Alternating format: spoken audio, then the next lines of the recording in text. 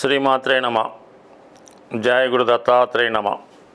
ఈ వీడియోలో మనం తులారాశి వారికి జూన్ 8వ తారీఖు నుంచి 14వ తారీఖు మధ్యలో జరగబోయే వార ఫలాలు పరిశీలిద్దాం. మరి తులారాశి వారికి ఈ వారంలో ప్రత్యేకమైనటువంటి మార్పు ఏంటంటే 11వ స్థానంలోకి కుజ కేతు గ్రహాలు కలిసి సుమారుగా ఒక 40 రోజులు అటు ఇటుగా ప్రయాణం చేయడం జరుగుతుంది. ఈ రాశి వారికి ఏంటంటే ధనాధిపతి లాభస్థానం. అంటే సాధారణంగా అందరికన్నా తులారాశి వాళ్ళు ఎక్కువ ధనాన్ని సంపాదించడం, 2 రకాలుగా ఆదాయం రావడానికి ఏంటి కారణం అంటే వీళ్ళకి ధనాధిపతులు ఇద్దరు ఉంటారు. ఒకడు కుజుడు, ఒకడు కేతువు. అందువల్ల వీళ్ళ ఇన్కమ్ కూడా 2 రకాలుగా ఉంటుంది. ఆ 2 గ్రహాలు ప్రస్తుతం 11వ స్థానంలో ఉన్నాయి. దానివల్ల జాతకుడికి ఒక అద్భుతమైనటువంటి డబుల్ ధనయోగం ఏర్పడింది. ఒకటేంటంటే భూముల వల్ల, స్థిరాస్తుల వల్ల, మీలో ఉన్నటువంటి టాలెంట్ వల్ల, మీ కుటుంబ సభ్యుల సహకారంతో చాలా వరకు ఆర్థిక పరంగా అధికమైనటువంటి ధనం ఈ వారం నుంచి మీకు ప్రారంభం అవడం జరిగింది. అలాగే మరి దాన్ని స్వీకరించడానికి కూడా రాశ్యాధిపతి శుక్రుడు 7వ స్థానంలో ఉన్నాడు. కుజుడు యొక్క రాశిలో ఉంటూ రాశిని వీక్షిస్తున్నాడు. అంటే శుక్రుడు రాశిని వీక్షించడం వల్ల స్త్రీ సౌఖ్యం లభిస్తుంది, సర్వ సౌఖ్యాలు లభిస్తాయి, భార్యాభర్తల మధ్య అన్యోన్యత పెరుగుతుంది. అలాగే ఏదైనా ఇక విహారయాత్రకో విదేశయాత్రకో ప్రయాణించే అవకాశాలు కూడా ఎక్కువగా ఉన్నాయి. అంటే ఎక్కువగా ఎంటర్టైన్మెంటు, ఈ పుణ్యక్షేత్రాలు, పెళ్ళిళ్ళు, వీటి అందే ఈ వారం అంతా కూడా గడపడం జరుగుతుంది. అలాగే సప్తమాధిపతి లాభస్థితి మరి కేతువుతో కలియడం వల్ల చాలా వరకు మీ జీవిత భాగస్వామి యొక్క ఆదాయం పెరుగుతుంది. అలాగే వారి ద్వారా అంటే కొంతమందికి అత్తగారి ద్వారా గానో భర్త గారి ద్వారానో కొంత ధనం కానీ పొలం కానీ స్థిరాస్తి కానీ రావడం జరుగుతూ ఉంటుంది. అటువంటిది ఏమైనా ఉంటే ఇప్పుడు అది మీ స్థిరాస్తి మీ పేరుని ట్రాన్స్ఫర్ అవ్వడం కానీ మీకు కొంత ధన సంపాదించే మార్గం కనబడడం జరిగే అవకాశం ఉంది. ఇంతవరకు ఇది ఓకే, బాగుంది. దానికి భాగ్యస్థానం, బుధుడు భాగ్యస్థానంలో భాగ్యాధిపతిగా ఉంటూ గురుగ్రహంతో కలిసి ఉన్నాడు. అంటే అదృష్టం దైవికంగా కలిసి రావడం జరుగుతుంది. ఇది ఎవరైతే ఉన్నత విద్య అభ్యసిస్తున్నారో, విదేశ ప్రయత్నం చేస్తున్నారో, విదేశంలో విద్య కానీ లేదంటే పుణ్యక్షేత్రాలు దర్శించడం కానీ, అక్కడ ఏదైనా ఉన్నటువంటి మీ సంతానాన్ని కలుసుకోవడం కానీ, వీటికి సంబంధించిన విషయాల్లో ఎక్కువగా విదేశ ప్రయాణాలు, ఉన్నత విద్యా కార్యక్రమాలు, ఆధ్యాత్మిక కార్యక్రమాల్లో పాల్గొనడం, ఇవన్నీ కూడా అదృష్టం కలిసి వచ్చే అవకాశం ఉన్నది. దాంతోపాటుగా మరి విద్యార్థులు ఎవరైతే ఉన్నారో వాళ్ళ యొక్క పిహెచ్డి కానీ డాక్టరేట్ లాంటివి ఏమన్నా ఉంటే పూర్తి అవ్వడం జరుగుతుంది. గురువు మీ యొక్క రాశిని వీక్షించడం వల్ల గతంలో ఉన్నటువంటి చిన్న చిన్న బలహీనతల నుంచి బయటపడి మీ జీవితాన్ని కొత్తగా సరిదిద్దుకునే ప్రయత్నం జరుగుతూ ఉంటుంది. ముఖ్యంగా ఈ కాంబినేషన్ అంతా కూడా ఎవరైతే సినిమా, టీవీ, మీడియా రంగంలో ఉన్నారో వారికి చాలా వరకు మంచి అవకాశాలు రావడం, దానికి తగిన గుర్తింపు రావడం, అలాగే అడ్వాన్స్గా ముందుగానే ఈ ధనం అది రావడం అది జరుగుతూ ఉంటుంది. దానికి ఇంకా బెటర్ ఏంటంటే 6వ స్థానంలో శనిగ్రహ సంచారం. అంటే ఒకసారి కలిసి వచ్చినప్పుడు అన్ని గ్రహాలు కూడా అలా కలిసి రావడం జరుగుతూ ఉంటుంది. ఇప్పుడు అటువంటి స్థితి తులారాశి వారికి చాలా కాలం తర్వాత ఏర్పడడం జరుగుతుంది. ఇప్పుడు ఆల్రెడీ ఎవరైతే కొత్తగా ఇండస్ట్రీలో ప్రవేశిద్దాం అనుకున్నారో ఆల్రెడీ ఉన్న వాళ్ళకి కూడా మంచి అవకాశాలు రావడం జరుగుతూ ఉంటుంది.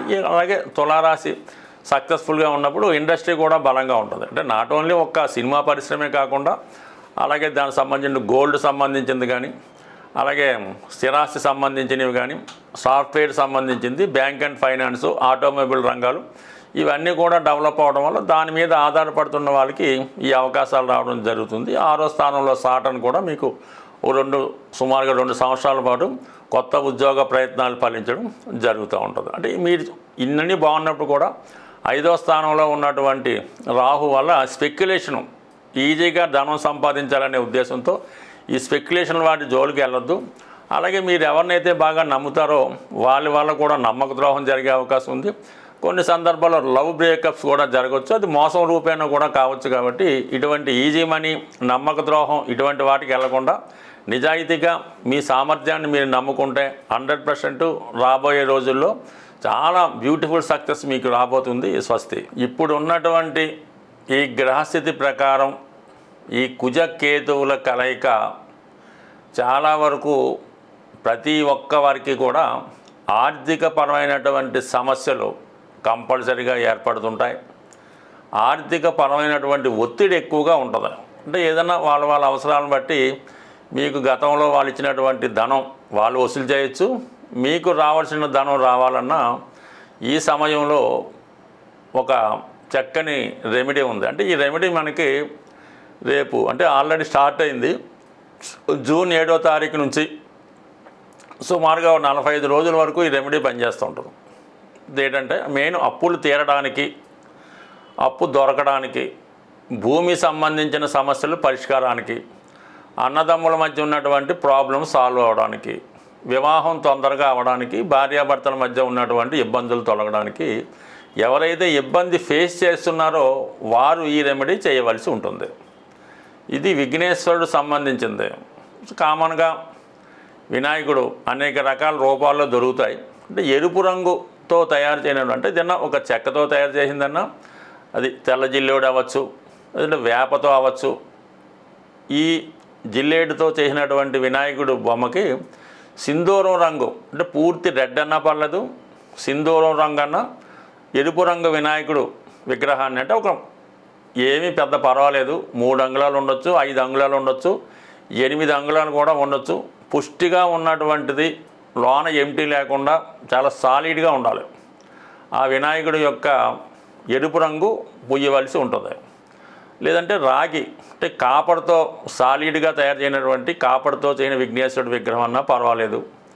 ఈ విధంగా ఉంటూ ఎరుపు రంగు కానీ కాపర్తో చేయని వినాయకుడికి సింధూరాన్ని, చక్కగా సింధూరాన్ని తీసుకొని అది శుభ్రమైన కొబ్బరి నూనెలో కలిపి సింధూరం రంగు వినాయకుడికి చక్కగా అలంకరించి సింధూరం రంగుతో ప్రతిరోజు కూడా ఈ 41 రోజులు సింధూరంతో మన విఘ్నేశ్వరుడు యొక్క అష్టోత్తరంతో కానీ 18 నామాలతో కానీ ఏమీ లేకపోతే ఓం గం గణాధిపతియే నమః ఈ మంత్రంతో ఒక 18 సార్లు ప్రతిరోజు కూడా సింధూరంతో ఒక నిర్దిష్టమైనటువంటి సమయంలో, ఈ ఉదయం సమయం అయితే మంచిది. కొద్దిగా పరిజ్ఞానం ఉన్నవాళ్ళు ఈ కుజహోరలో కానీ గురుహోరలో కానీ అలా కూడా చేసుకోవచ్చు. బట్ ఏదైనా ప్రాతకాలంలో సింధూరం పూసినటువంటి విఘ్నేశ్వరుడి యొక్క నామాలతో కేవలం సింధూరంతోనే పూజించి ఒక 5 అరటిపళ్ళు ప్రతిరోజు 5 అరటిపళ్ళు నైవేద్యం పెట్టి స్వామిని మనసారా పూజించడం వల్ల ఈ 41 రోజుల్లో కొన్ని అద్భుతాలు మీకు జరుగుతూ ఉంటాయి. అలాగే అప్పుడప్పుడు నానబెట్టినటువంటి శనగలు నైవేద్యంగా పెట్టి ఎవరైనా పేరెంటాలకు కానీ పిల్లలకు కానీ పంచిపెట్టడం వల్ల కూడా జరుగుతుంది. అలాగే వడపప్పు, కొన్ని రోజులు వడపప్పు కూడా నైవేద్యంగా పెట్టి అది పంచిపెట్టడం వల్ల ఈ 41 రోజులు అంటే ఇది ఎప్పుడు ప్రారంభించాలి, ఎప్పుడు ఎండవాలని పర్లేదు.